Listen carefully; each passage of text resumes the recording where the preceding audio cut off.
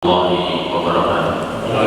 إن الحمد لله نحمده ونستعينه ونستغفره ونعوذ بالله من شرور أنفسنا وسيئات أعمالنا. من يهده الله فلا مضل له ومن يضلل فلا هادي له. أشهد أن لا إله إلا الله وحده لا شريك له وأشهد أن محمدا عبده ورسوله. اللهم صل وسلم وبارك على نبينا محمد وعلى آله الطاهرين وأصحابه الطيبين ومن تبعهم بإحسان إلى يوم الدين.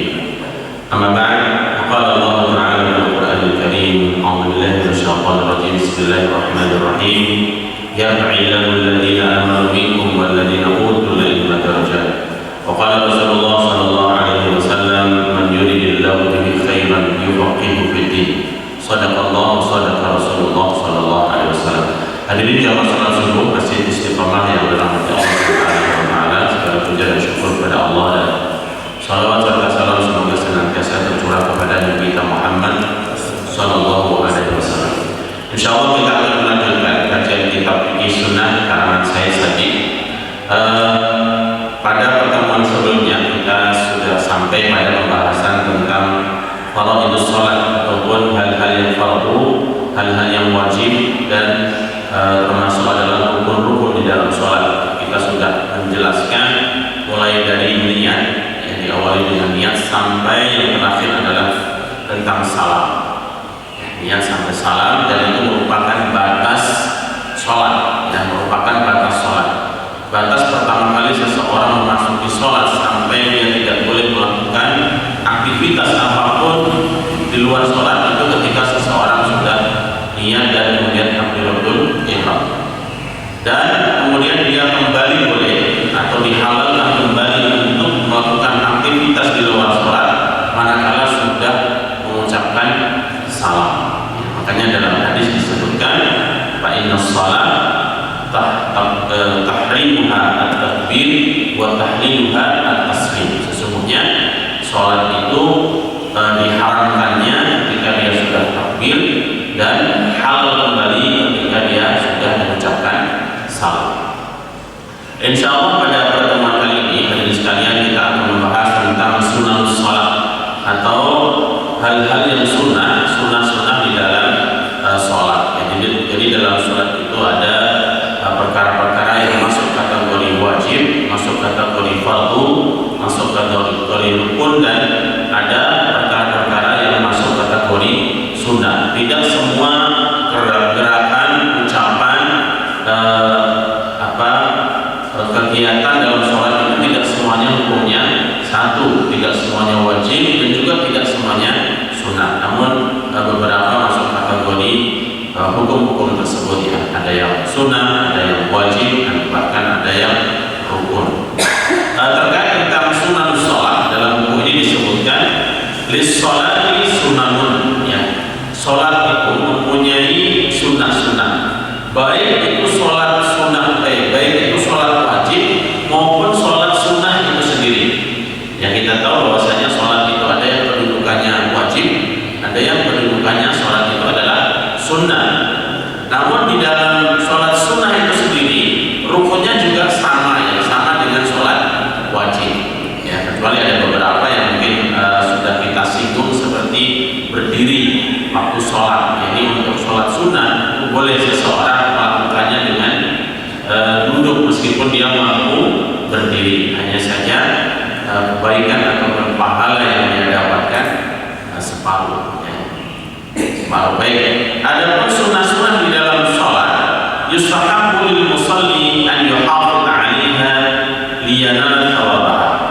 Sunnah-sunnah ini merupakan sesuatu yang dianjurkan bagi orang yang melaksanakan sholat, dianjurkan untuk senantiasa menjaganya dan memeliharanya agar mendapatkan pahala dari sholat itu ya, atau bahkan merupakan kesempurnaan daripada sholat. Di antara sunnah-sunnah dalam sholat itu hadirin sekalian, fimayani sebagai berikut. Yang pertama, raf'ul yadain, yaitu mengangkat kedua tangan.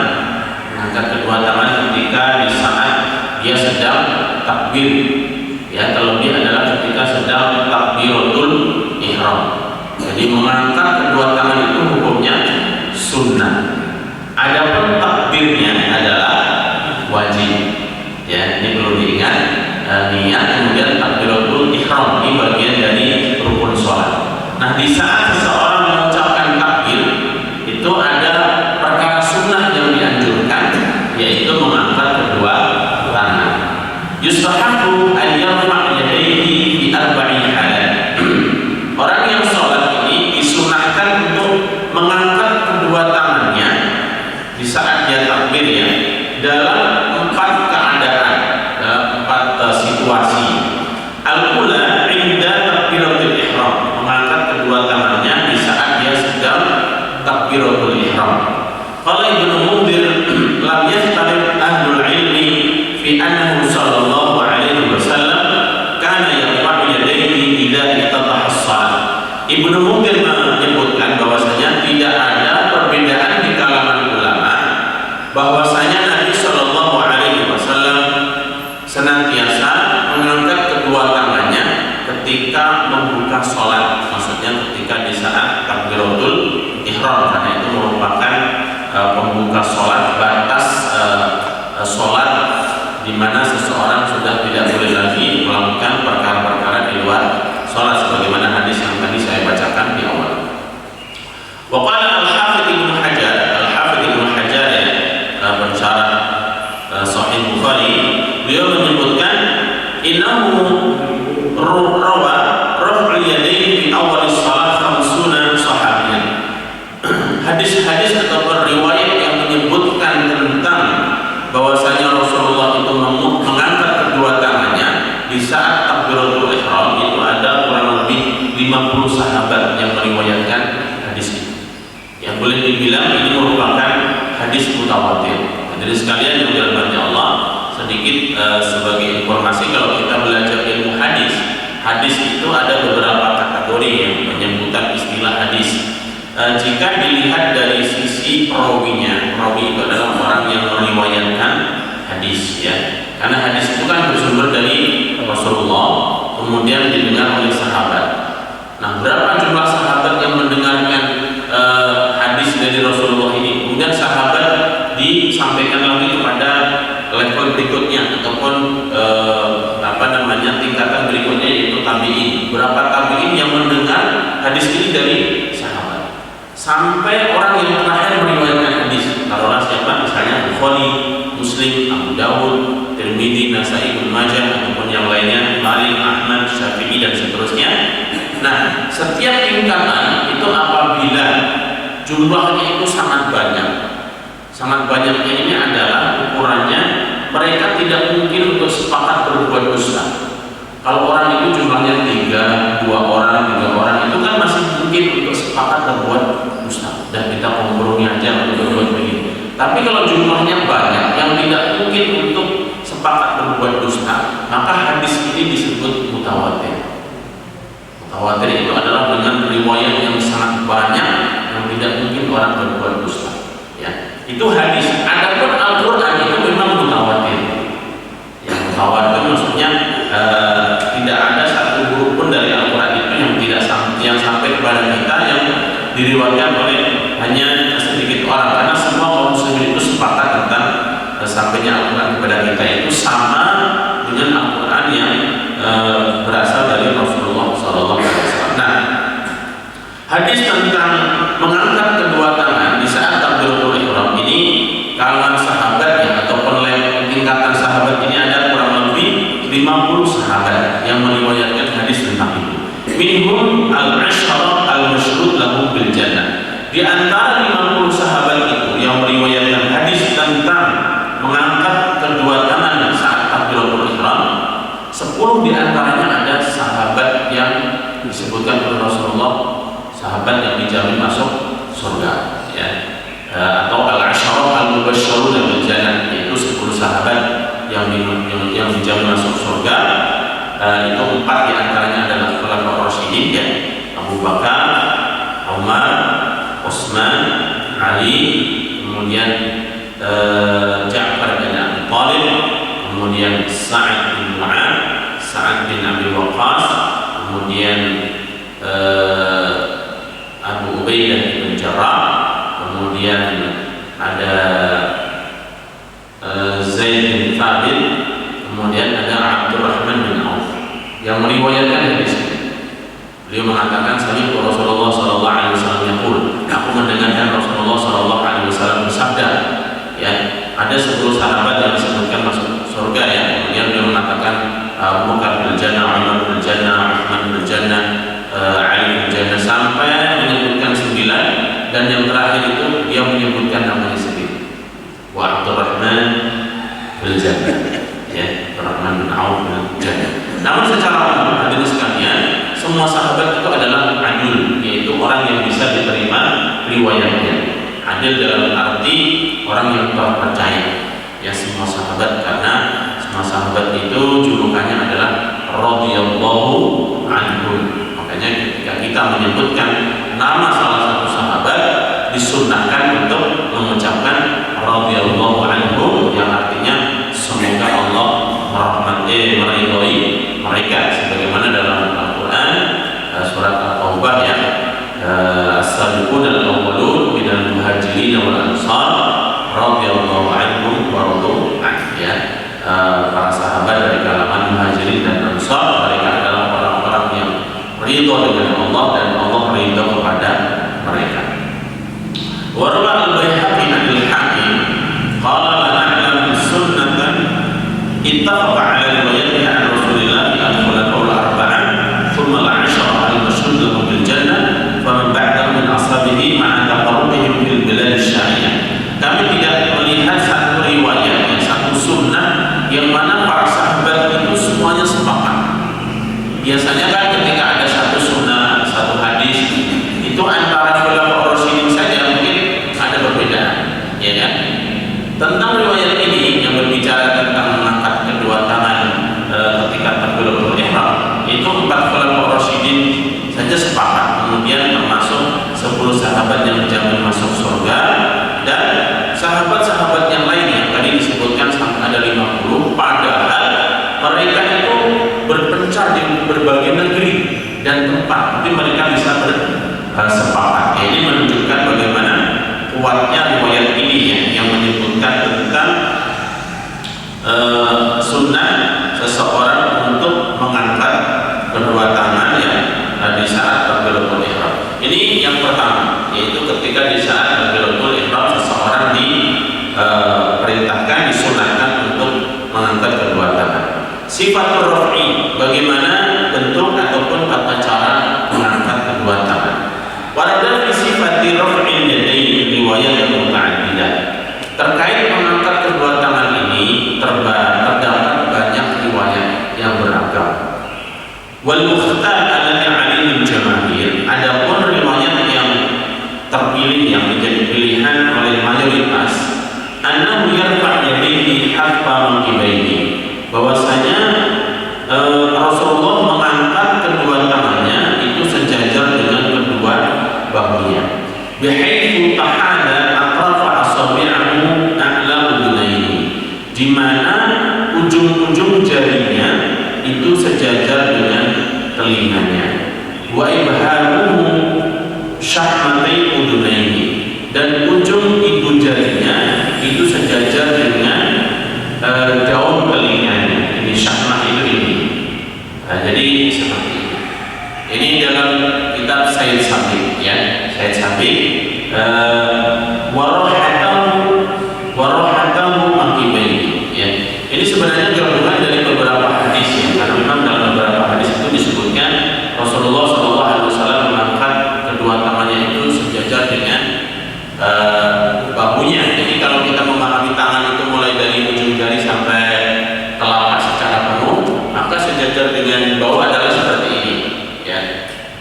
Kemudian dalam riwayat lain juga Rasulullah disebutkan bahwasanya beliau mengangkat kedua tangannya itu sejajar dengan telinga. Artinya kalau sejajar kan begini, ya, di telapak kanan. Nah, menggabungkan dari riwayat-riwayat itu, maka dalam buku ini disebutkan ujung jarinya itu sejajar dengan telinga, kemudian telapak tangannya ini sejajar dengan bahunya. Qala an-Nawawi wa bihadza jama'a asy-Syafi'i baina riwayat al-hadits wastahsana an-nas dzalika. Imam Nawawi menyebutkan inilah yang dihimpun oleh Imam Syafi'i, riwayat-riwayat yang berbicara tentang masalah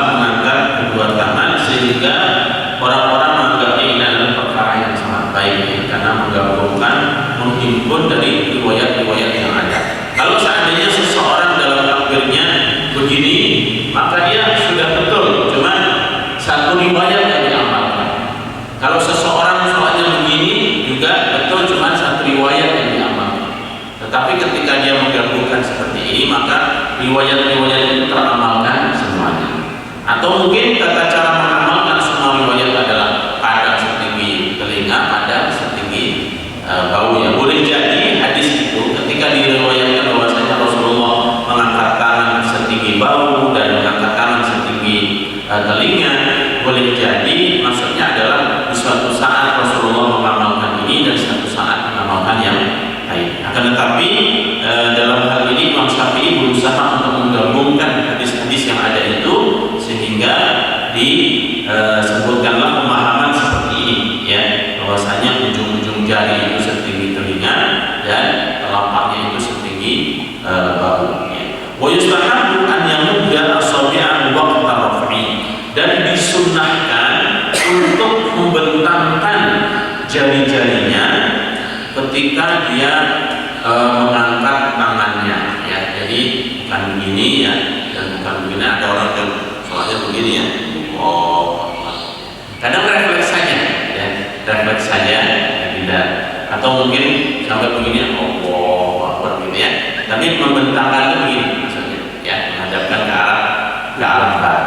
Ya, ini kalau memang refleks sudah terbiasa dari sejak kecil dia takbirnya begini, ya, mungkin akan begini terus, gitu, ya. Tapi itu sudah mengangkat tangan, sudah kategori mengangkat tangan. Ya. Baik, Fa'an Abi Hurairah radhiyallahu anhu qala kana Nabi sallallahu alaihi wasallam idza qama ila shalah rafa'a yadayhi maddan. Ya, adalah Rasulullah sallallahu alaihi wasallam di saat beliau sedang melakukan salat, maka beliau mengangkat kedua tangannya dengan membentangkannya, itu dengan membuka begini, ya. Rawahu al-khamsah ila Ibnu Majah. Hadis ini diriwayatkan oleh 5 perawi hadis kecuali Ibnu Majah. Waktu raf'i, kapan seseorang itu mengangkat kedua tangannya, antara lafaz takbir dan mengangkat tangan itu gimana posisinya? Apakah Allahu Akbar dulu baru kemudian mengangkat tangan, ataukah mengangkat tangan dulu baru Allahu Akbar, ataukah bersamaan? Yang bagi an yakuna raf'ul yadayn muqarinan li takbiratul ihram aw mutaqaddiman alaihi. Seyukyanya disebutkan yang bagi itu seyukyanya atau sebaiknya seseorang ketika mengangkat kedua tangan itu menyertai lafaz takbiratul ihram, artinya Allahu Akbar bersama, atau mutaqaddiman alaiha, ataupun dia lebih mendahului dari takbiratul ihram, takbirnya, misalnya begini Allahu Akbar, ya, lebih dahulu daripada takbirnya. Fa'an Nafi, diriwayatkan dari Nafi anna Ibnu Umar radhiyallahu anhu kana idza dakhala fi sholati kabbara wa rafa'a yadayhi. Adalah Ibnu Umar radhiyallahu anhu menyebutkan bahwasanya ketika beliau melakukan sholat, maka beliau bertakbir kemudian diiringi dengan mengangkat kedua tangannya. Wa rafa'a dzalika ila Nabi sallallahu alaihi wasallam, maka hal itu dilaporkan kepada Rasulullah. Wa rafa'a dzalika ila Nabi sallallahu alaihi wasallam. Hadis ini adalah dinisbatkan atau marfu' kepada Rasulullah sallallahu alaihi wasallam, artinya Ibnu Umar itu melakukan hal itu karena melihat Rasulullah sallallahu alaihi wasallam. Rawahul Bukhari wa Nasa'i wa Abu Dawud. Hadis ini diriwayatkan oleh Imam Bukhari, Nasa'i dan Abu Dawudnya. Kita mungkin sering mendengar hadis sekalian Abdullah bin Umar, anaknya Umar bin Khattab. Ini adalah salah satu ataupun di antara sahabat yang sangat ketat di dalam meniru Rasulullah, di dalam menirukan apa yang dilakukan Rasulullah.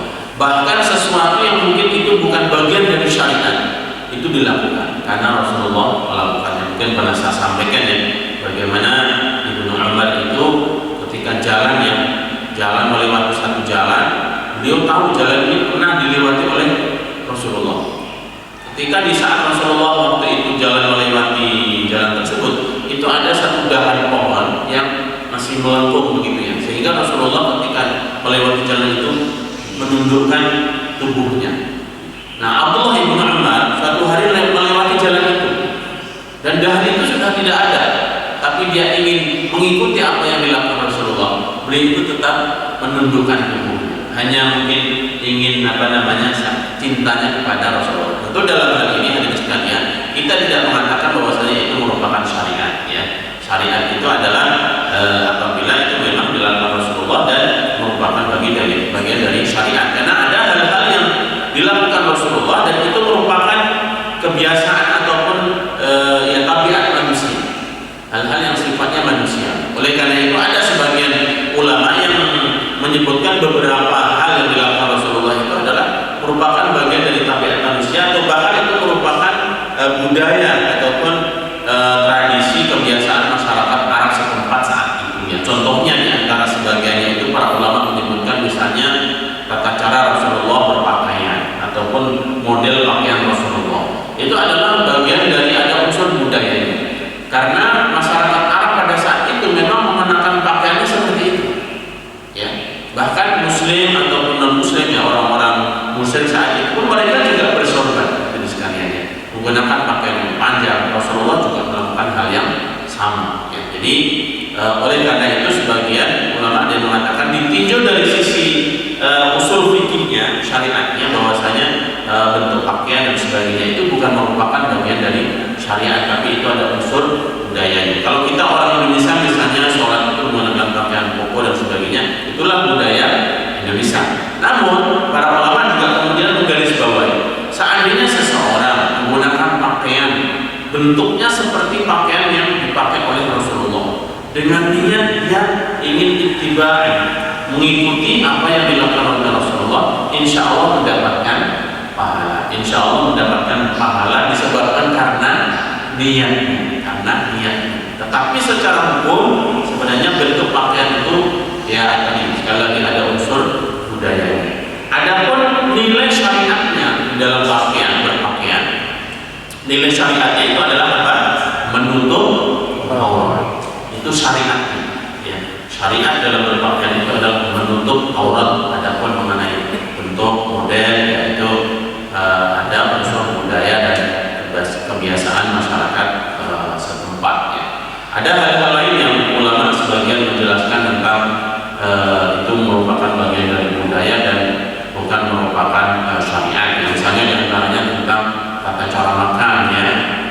Rasulullah itu kalau makan pakai 3 jari, ya, misalnya, ya, karena yang dimakan kan roti, ya kan, dipegang pakai 3 jari kan bisa. Tapi kalau Pak Imam makan sup kambing ataupun, ya, soto bubur pakai 3 jari, ya nggak nyangkut, kan, begitu. Inilah hadis-hadis yang kita dalam memahaminya itu perlu, ya, kita kontekstualkan, ya. Meskipun sekali lagi kalau seandainya seseorang melakukan hal itu dengan niat saya ingin mengikuti Rasulullah, ya silahkan. Insya Allah ada pahala yang disediakan karena sebagai bentuk kecintaannya kepada Rasulullah SAW. Tapi sekali lagi kalau yang dimakan itu bukan barang yang bisa diambil pakai 3 jari, ya mungkin susah, ya. Itu kuah kan, ya, tidak bisa dimakan pakai 3 jari, ya. Nah, mungkin dalam sisi lain ini sekalian, ketika makan pakai 3 jari itu juga menunjukkan supaya seseorang itu tidak kelihatan rapusnya, begitu, ya. Barangkali berbeda dengan orang makannya dengan begini, ya. Tapi kalau saat ini, ya, saya melihat orang Arab, ya, orang-orang Afrika itu kalau makan itu begini, ya. Bahkan di kepal ini dulu baru kemudian dimasukin, ya. Kalau kita kan masih dijemput, ya, ya. Itu kalau saya melihatnya memang ada bagian dari tradisi, ya. Semua memang ada sunah-sunah ketika makan, misalnya dengan mengangkat kaki kanan dan duduk di kaki kiri, ya. Itu ketika makannya di bawah, ya, di lantai. Kalau makan di kursi, ya, harus dipaksakan seperti itu, ntar malah jatuh, ya. Jadi disesuaikan. Baik, jadi mengangkat tangan tadi hadis-hadisnya seperti yang disebutkan, ya. Waktu rafil yadain, adapun waktu mengangkatnya tadi juga bisa menyertai lafaz takbiratul ihram ataupun lebih awal dari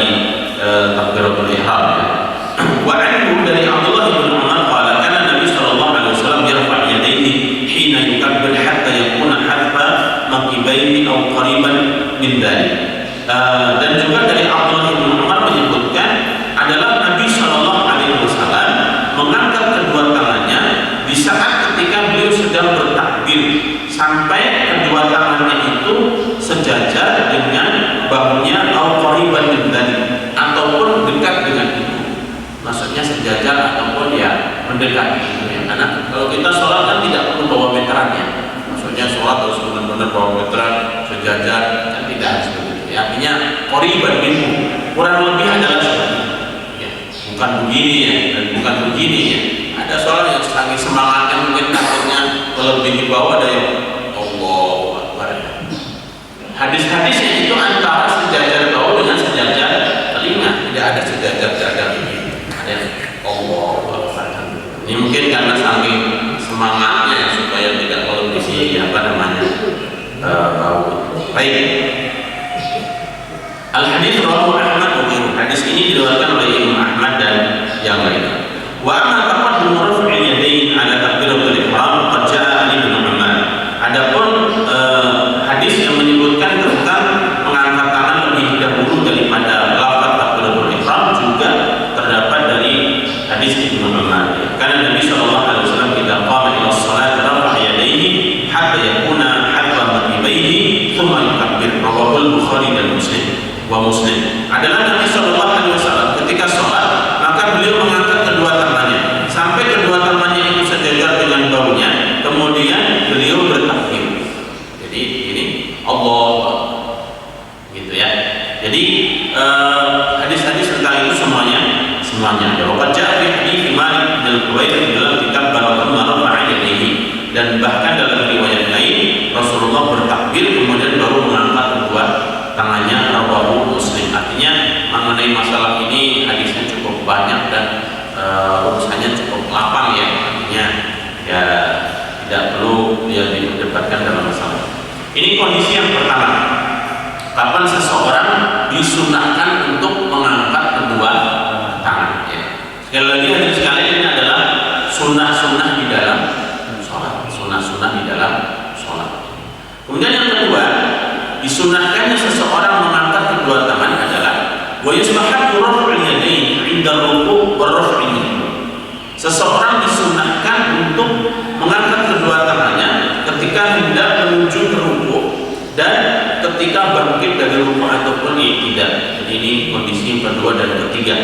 Waqad ruwiya isnani wa 20 sahabiyan. Kurang lebih ada 22 sahabat yang meriwayatkan hadis tentang praktek Rasulullah ketika mengangkat kedua tangan di saat beliau sedang menuju ke rukuk dan di saat beliau bangkit dari rukuk. Ya. Anna Rasulullah sallallahu alaihi wasallam kana yaqum. Adalah Rasulullah sallallahu alaihi wasallam melakukan hal ini.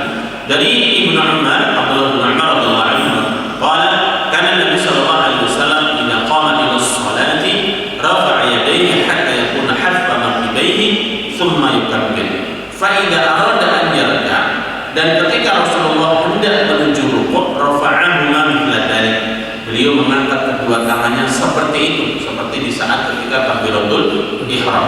Wa idza rafa'a ra'sahu min ar-ruku' rafa'ahuma kadzalik, dan ketika beliau bangkit dari rukuk atau i'tidal juga melakukan hal yang sama. Ya, melakukan hal yang sama. Wa qala sami'allahu liman hamidah rabbana walakal hamdu. Rawahu Bukhari wa Muslim. Kemudian ketika bangkit dari rukuk itu beliau menyebutkan sami'allahu liman hamidah, Allah mendengar orang-orang yang memujinya. Rabbana walakal hamdu, wahai Tuhan kami segala puji hanya untukmu. Ya, ini zikir ataupun doa yang paling ringkas ketika i'tidal ya, setelah sami'allahu liman hamidah, maka yang paling pendek adalah Rabbana walakal hamdu. Ya, ada beberapa bacaan yang ketika i'tidal. Walil Bukhari wala yaf'al dzalika hina yasjud wala hina yarfa' ra'sahu min as-sujud. Walil Muslim wala yaf'aluhu hina yarfa' ra'sahu min as-sujud wala aydan wala yarfa'uhu ma ba'da sajdatain. Dalam riwayat Bukhari dan juga Muslim Rasulullah tidak melakukan mengangkat kedua tangan, maksudnya ketika menuju sujud. Jadi ketika akan sujud itu tidak mengangkat kedua tangannya. Begitu juga ketika bangkit dari sujud atau duduk di antara dua sujud juga tidak melakukan hal itu. Artinya tidak mengangkat kedua tangannya, ya, tidak mengangkat kedua tangannya. Wa hadzal hadis ini hujjatun 'alal khalqi. Rawahu wa zada al-Baihaqi fa ma zalat tilka shalat hatta laqiya Allah Ta'ala. Dan begitulah salat Rasulullah sallallahu alaihi wasallam dalam riwayat Baihaqi, maksudnya dalam hal mengangkat kedua tangannya, ya, yaitu takbiratul ihram, kemudian menuju ke rukuk, bangkit dari rukuk, itu Rasulullah mengangkat kedua tangannya. Demikian dilakukan Rasulullah sallallahu alaihi wasallam sampai hatta laqiya Allah, sampai meninggal dunia, sampai beliau menghadap kepada Allah Subhanahu wa Ta'ala. Tempat-tempat di mana Rasulullah mengangkat kedua tangannya itu adalah 3 di antaranya tempat tadi. Ya. Ini hadis-hadisnya masih cukup banyak, ya, mungkin tidak perlu saya bacakan semuanya. Langsung kepada ar-rabi', yaitu mengangkat kedua tangan yang disunahkan yang keempat ini kapan? Ya. Ar-rabi'ah indal qiyam ila raka'atis tsaniyah, ya, ataupun tsalitsah. Disunahkan mengangkat kedua tangannya, di sini disebutkan ketika seseorang bangun dari rakaat kedua dan menuju rakaat yang ketiga. Dari Nafi' bin Umar radhiyallahu anhu annahu kana idza qama min rak'atayn rafa'a yadayhi wa rafa'a dzalika Ibnu Umar ila Nabi sallallahu alaihi wasallam, rawahu Bukhari. Hadis ini banyak diriwayatkan oleh Ibnu Umar, di mana Rasulullah sallallahu alaihi wasallam ketika bangkit dari dua rakaat beliau mengangkat kedua tangannya.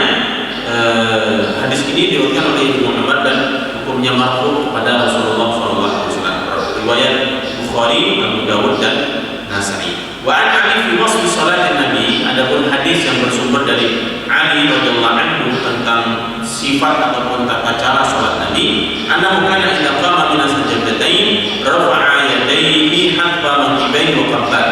Adapun riwayat dari Ali radhiyallahu anhu, beliau menyebutkan adalah Rasulullah ketika bangkit dari dua sujud. Artinya kalau tadi hadisnya Ibnu Umar itu menyebutkan minar raka'atain. Minar raka'atain itu berarti rakaat ketiga setelah dua rakaat pertama. Tapi kalau hadisnya Ali ini adalah minas sajdatain, artinya setiap bangkit dari rukuk sebelumnya.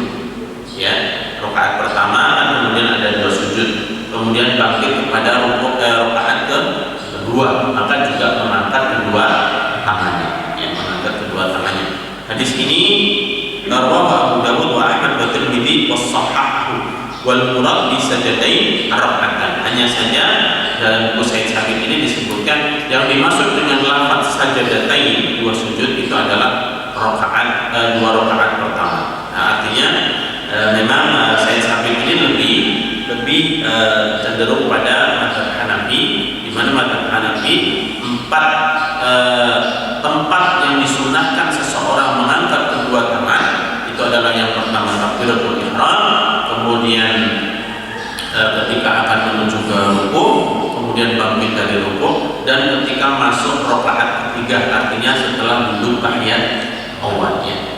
Bahkan dalam riwayat lainnya dalam mazhab Hanafi yang disunahkan itu hanya takbiratul ihram saja. Takbiratul ihram saja. Ya. Adapun takbir lain ataupun takbirul intiqal, ya. Takbir intiqal itu adalah takbir perpindahan dari satu gerakan sholat menuju gerakan sholat yang lain. Misalnya dari berdiri menuju rukuk menuju i'tidal menuju sujud dan seterusnya, itu namanya takbiratul intiqal, dan itu hukumnya sunnah. Baik takbirnya, yang takbirnya juga sunnah, mengangkat tangannya juga sunnah. Namun dalam riwayat Hanafi yang lain disunahkan mengangkat tangannya itu adalah ketika takbiratul ihram saja. Dan adapun takbiratul ihram, takbir ketika pertama kali niat itu hukumnya adalah wajib, ya. Itu tidak ada perbedaan di kalangan ulama. Nah, ini mayoritas ulama demikian. Jadi sekalian, ya, tempat-tempat di mana disunahkan seseorang untuk mengangkat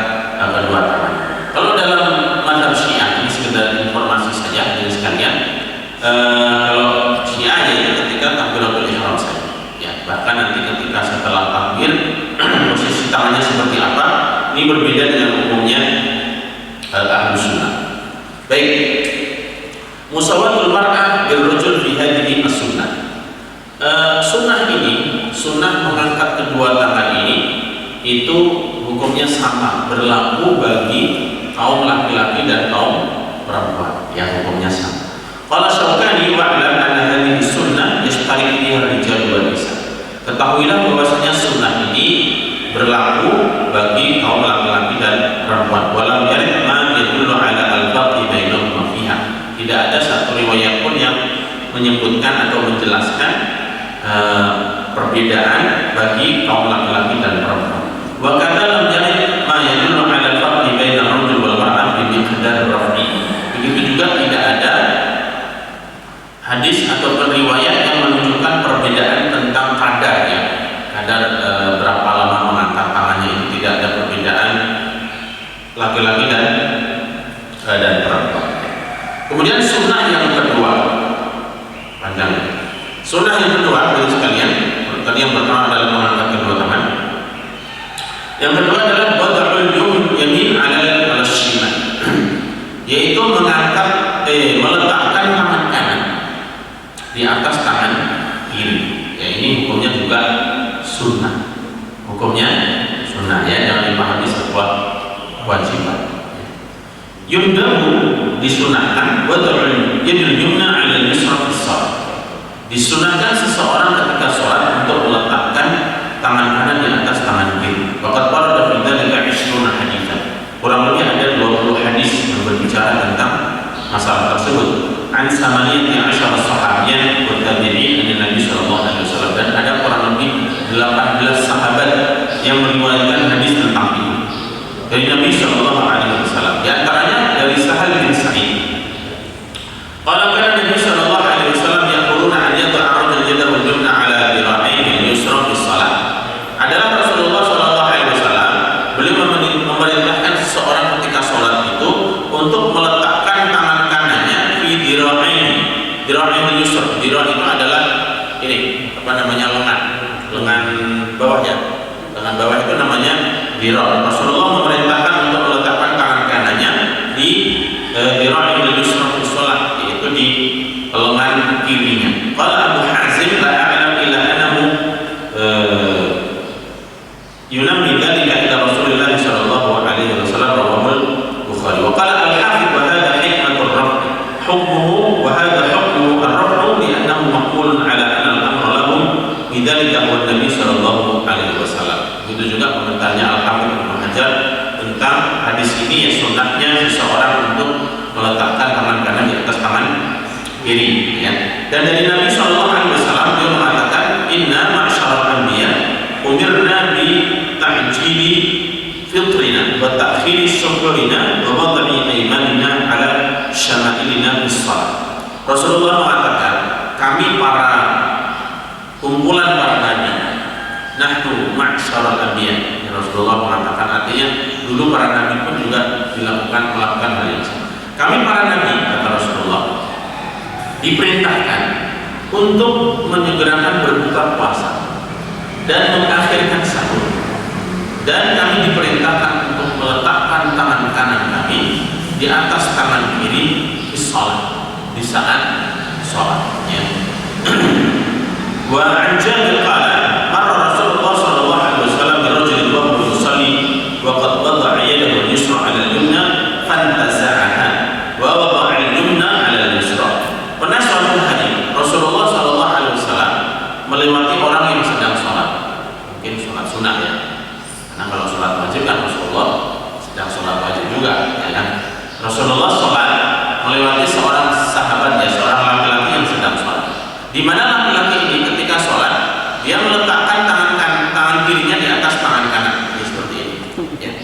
Fantaza'an, maka Rasulullah pun menarik tangannya dan meletakkan tangan kanannya di atas tangan kirinya. Ini, ya, karena Rasulullah langsung mengajarkannya di saat sholat. Ya, ketika sholat karena melihat seperti ini, maka Rasulullah menariknya dan digantinya tangan kanannya di atas tangan kirinya. Rawahu Ahmad.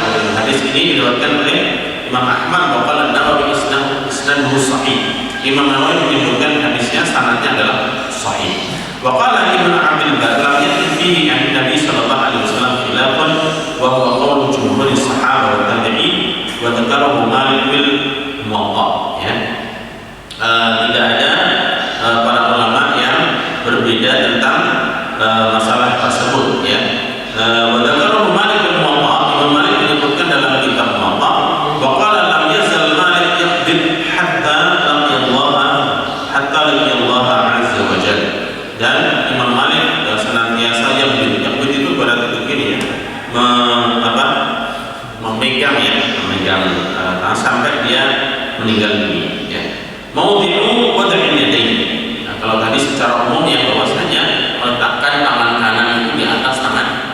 intinya ya. Bahkan dalam hadis tadi secara sekilas juga meletakkan di di lengannya. Adapun maudi'u wad'il yadayn, di manakah tempat posisi meletakkan kedua tangannya itu ya? Apakah di dada, apakah di antara perut dan dada, ataukah di bawah ya, ataukah di atas dada seperti ini kan? Kita menyaksikan beragam orang yang sholat ya hadirin sekalian. Ada yang sholatnya begini ya kan?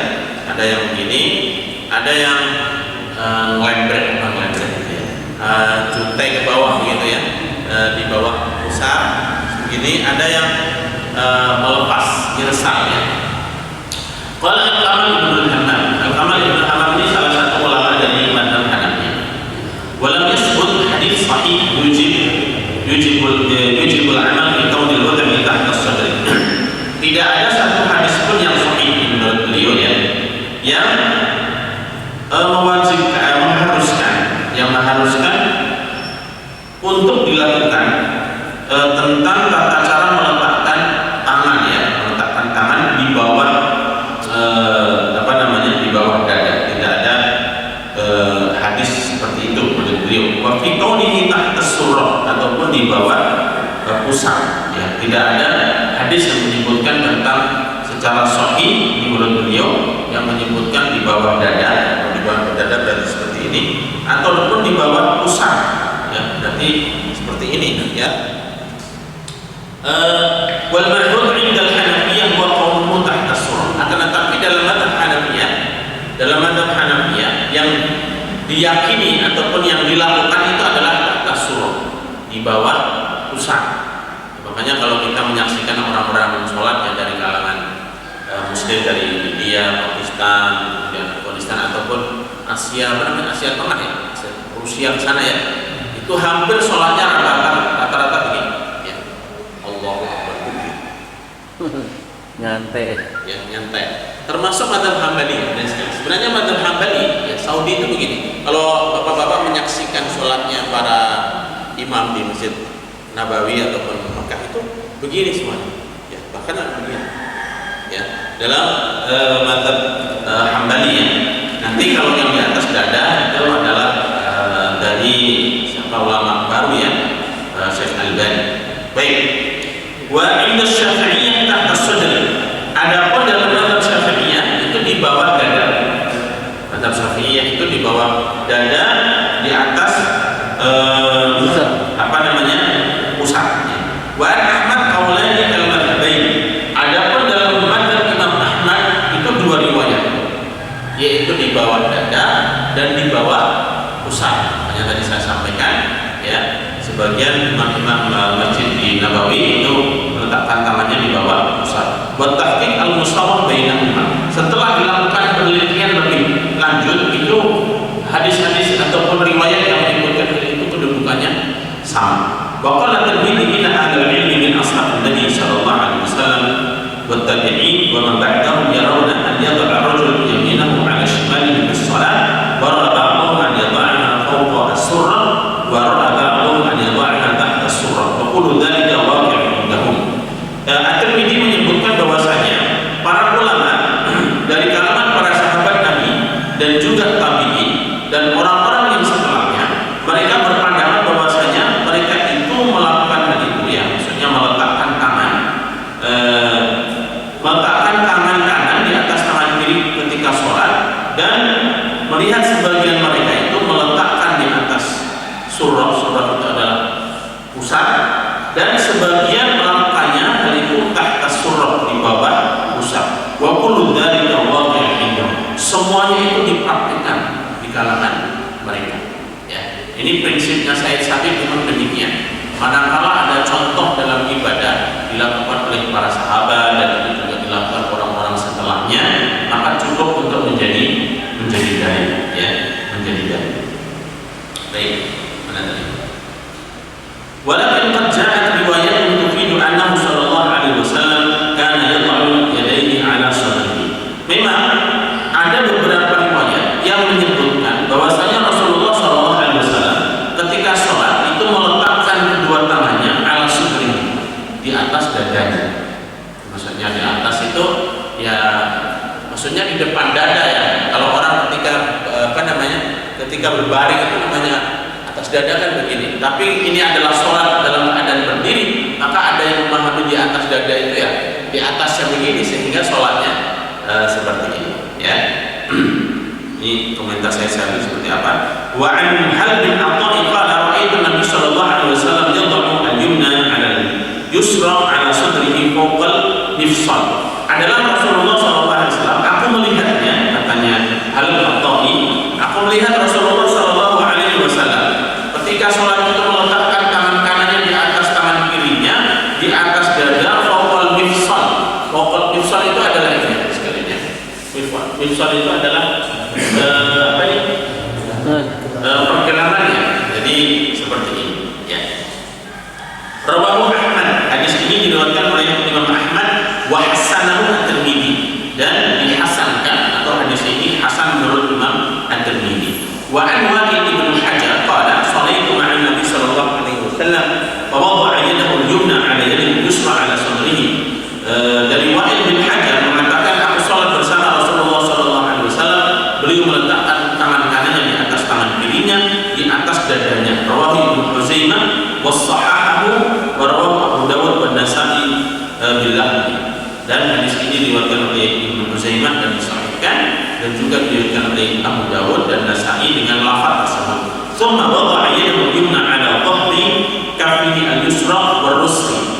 Kemudian dilanjutkan beliau meletakkan tangan kanannya di atas tangan kirinya ala dhahri kaffihi, yaitu di punggung tangan kirinya warusli, dan apa ini namanya rusman itu pergelangan wasa'id ya.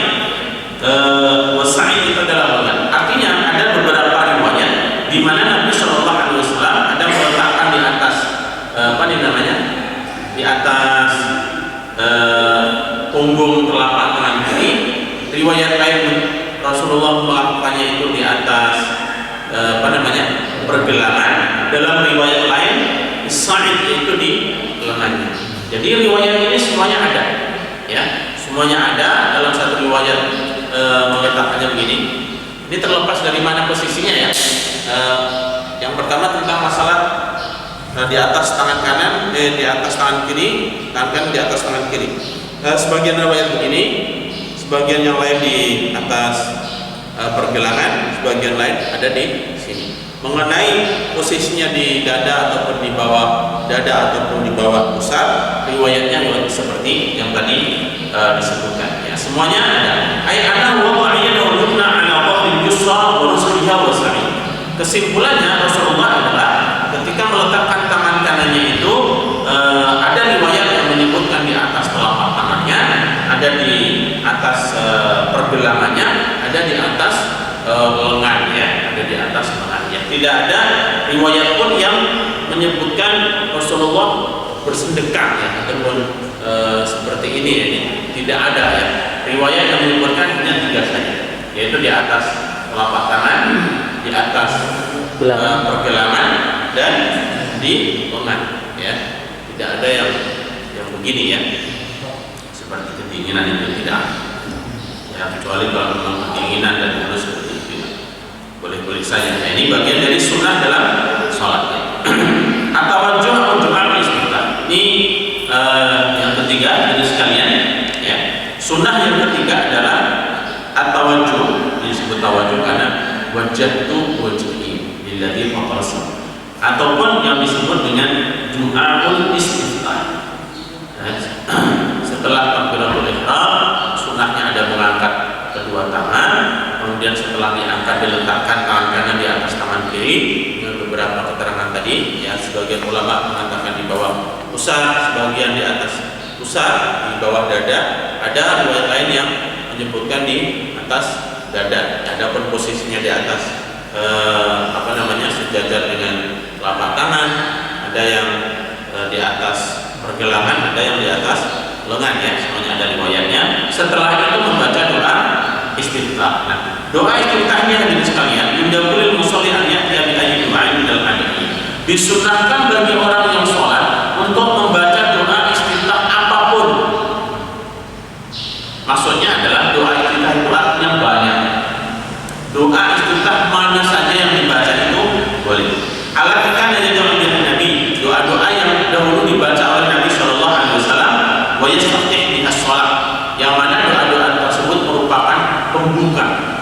pembuka ketika sholat ba'da takbiratul ihram wa qabla al-qira'ah, yaitu ketika setelah takbiratul ihram dan sebelum membaca Al-Fatihah. Ya, di antara hadis-hadis yang menyebutkan doa istiftah ini ada 7 hadirin sekalian. 7 doa istiftah yang disebutkan dari ya. Saya singkat saja ya. Hadis yang pertama, Rasulullah membaca doanya adalah Allahumma ba'id baini wa baina khataayaya kama ba'adta baina al-masyriqi wal maghrib, Allahumma naqqini min khataayaya kama yunqqa ath-thawbul abyad min ad-dans, Allahumma ighsilni min khataayaya bil-thalji wal ma'i wal barad. Rawahul Bukhari. Hadis ini diriwayatkan oleh Imam Bukhari wa Muslim wa Ashhabus Sunan ila Tirmidzi. Ya, ini hadis yang pertama. Hadis yang kedua, karena Nabi sallallahu alaihi wasallam idza qama ila shalah, Rasulullah ketika salat kemudian takbir, beliau membaca doa wajjahtu wajhiya lilladzi fatara as-samawati wal ardh hanifan musliman wa ma ana minal musyrikin inna sholati wa nusuki wa mahyaya wa mamati lillahi rabbil alamin la syarika lahu wa bidzalika umirtu wa ana minal muslimin. Allahumma antal malik. Ini ada lanjutannya.